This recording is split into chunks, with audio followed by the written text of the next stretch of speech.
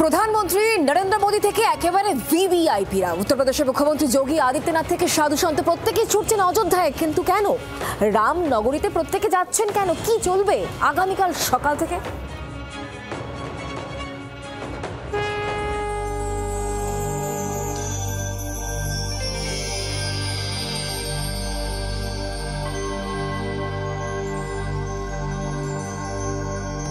আর মাত্র কয়েক ঘন্টার অপেক্ষা। 25শে নভেম্বর অযোধ্যার রাম মন্দিরে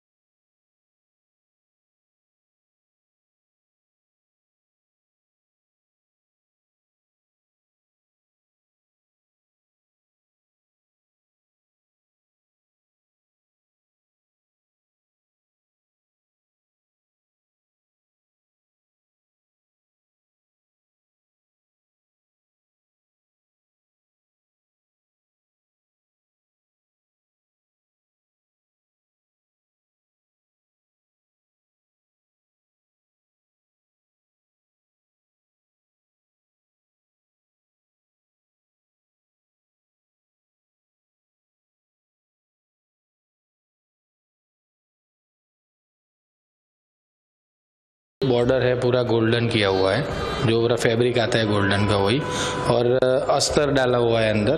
फिर उसके ऊपर सिल्क का मटेरियल है। फिर उसके ऊपर जो भी है वो सिल्क वो जो ब्रूक्स है उसके अंदर भी पूरा हैंड वर्क किया हुआ है। वो सब कारीगरी है इसमें। सभी हमारे जो स्वदेश के वही उन्होंने ही सब बनाया है। उसमें पूरा हैंड वर्क जो अपना जो बोलते हैं हाथ कला बोलते हैं वही से बनाया है। कितने कारीगर इसमें लगे हैं? इसमें अप्रोक्स 7 से 8 कारीगर्स। और हमारे लिए भी बहुत बढ़िया मीन्स बोलते एक प्रसंग है कि प्रधानमंत्री जी अपने हाथों से इसका ध्वजारोहण करेंगे, तो हमारे लिए भी कुछ बहुत बढ़िया बात है इसमें।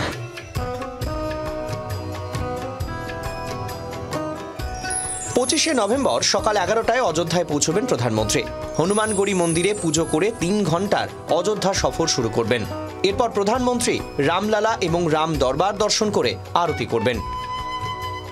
অভিজিৎ মুহূর্তে ধ্বজারোহণ সম্পন্ন করার পর সপ্ত মন্দিরে পারকোটা, শেষাবতার মন্দির ইত্যাদি ঘুরে দেখবেন প্রধানমন্ত্রী।